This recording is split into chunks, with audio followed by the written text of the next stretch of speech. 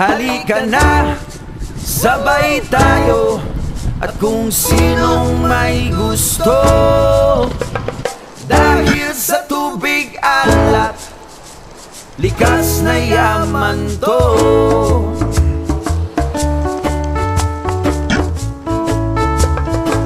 Welcome back po mga Kaspiro. At maraming salamat pa rin sa patuloy na suporta at walang sawang panonood ng ating mga video. Back to day live mga Kaspiro. Dahil lakas ng ulan kagabi kaya hindi kami nakapag night dive. At testingan namin ngayon sa pang-araw. Iwan si Kuya Erwin Gasita, kami lang muna ni Junil Mangubat. Testing na rin natin yung ating pana kung maganda na ang takbo. At kung hindi, adjustin na lang natin sa ilalim. Let's go!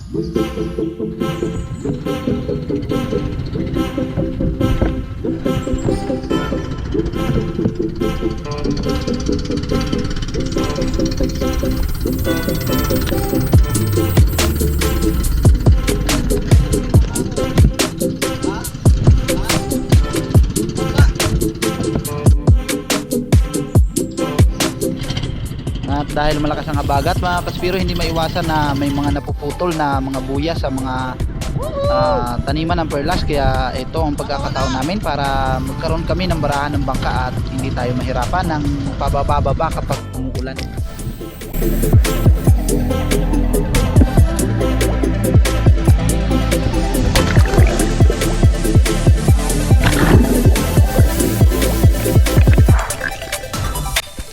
Talagang nakakapanibago yung visibility ng dagat, pero wala kami magawa dahil napakalakas pa ng alon dito sa amin at ganun din ang ulan. Kaya pagtsatsagaan na lang namin ito. Depende na lang kung gaano karami ang ibibigay sa atin ng Panginoon, at syempre samahan din natin ang pag-iingat.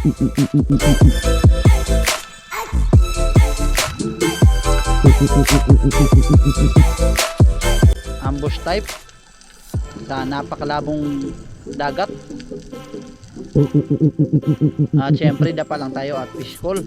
Baka sakaling mayroong lumapit sa atin na pwede natin mapana. Hindi tayo nawawala ng pag-asa mga Kaspiro dahil napakaraming pagkain, mga pelagic sana, pero sana ay mayroong pelagic tayo mapuli.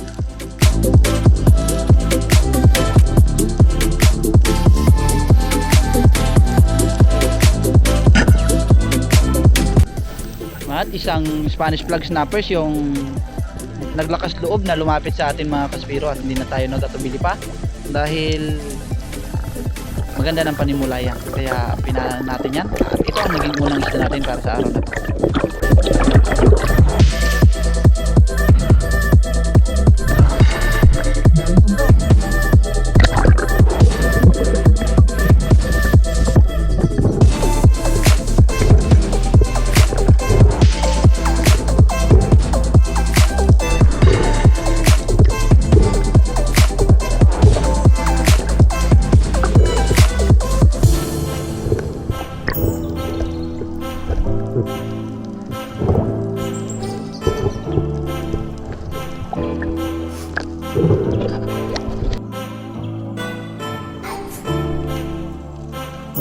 Another dive mga Kaspiro, at target pa rin tayo ng mga malalakas ang loob na lumalapit.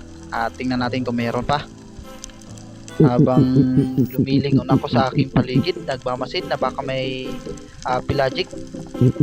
Talagang napakaraming tunggaw mga Kaspiro, hanggang sa napansin ko yung Spanish flag snappers ulit, o yung saging-saging o manilanon sa ibang tawag, na nanggaling sa taas ng bato.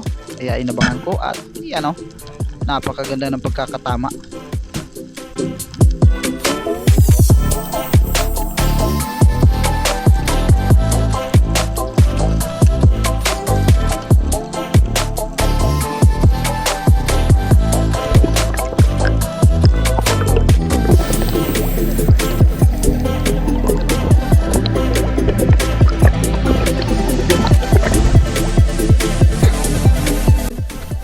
Secure na yung ating pangalawang isda. Yun nga lang ay palaging natatanggal yung ating rubber tube dahil napakalugak na aking pagkakabatak, natatanggal yung permisan.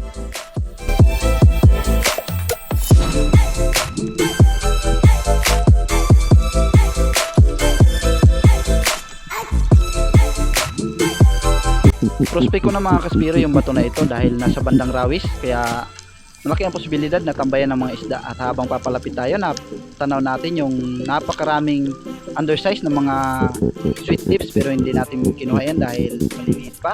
Kaya naghintay tayo ng ibang isda at napansin natin itong isang yellow spotted rabbit fish at syempre pinanaan na natin yan.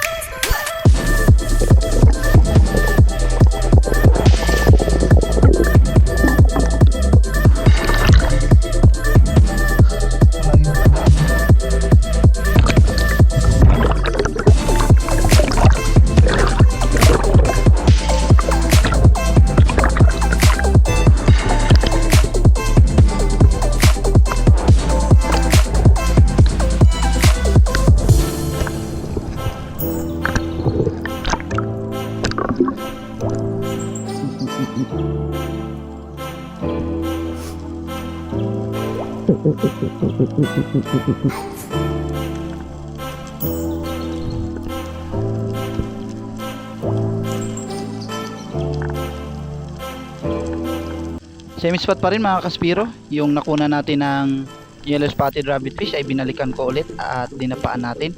Baka sakaling mayroon pang kasama at di nga tayo nagkamali dahil mayroon palang malaking sweet lips na nandito, kaya inabangan natin yan para sa magandang pagkakataon.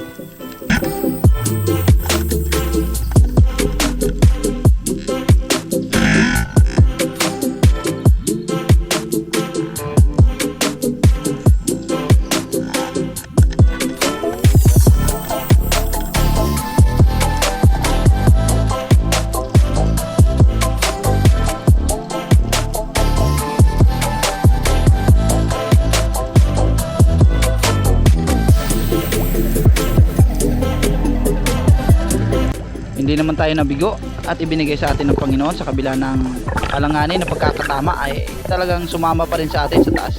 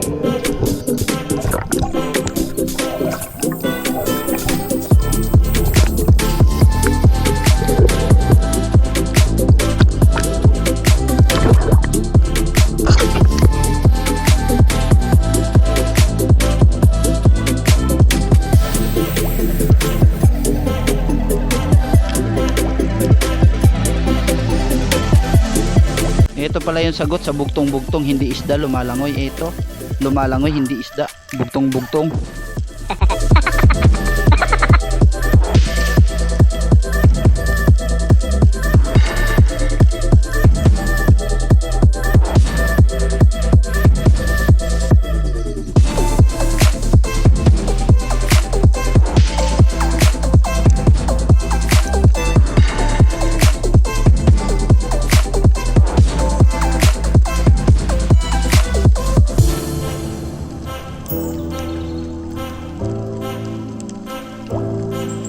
Hunting ulit tayo sa malaking bato na ito, baka sakaling mayroong laman at papana natin.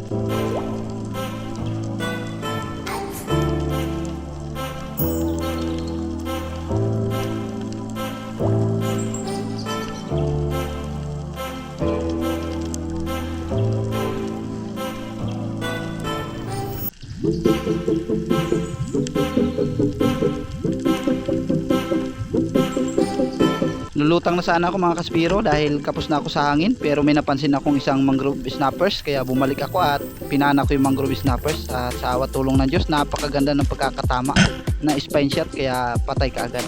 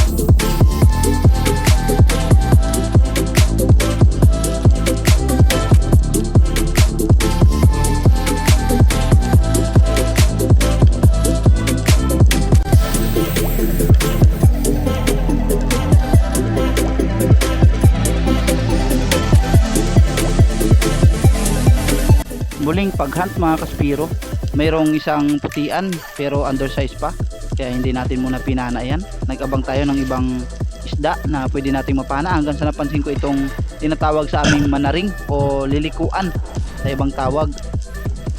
Rabbit fish din po ito mga kaspiro, kaya pinana ko na para may kapartner yung ating yellow spotted rabbit fish. At ito na yung naging last na pagsisid natin. Sumampa na ako at umuwi na kami dahil mag-aalas 2 na at sumasakit ang tiyan ni Junil mangugat, kaya umuwi na kami para sa safety.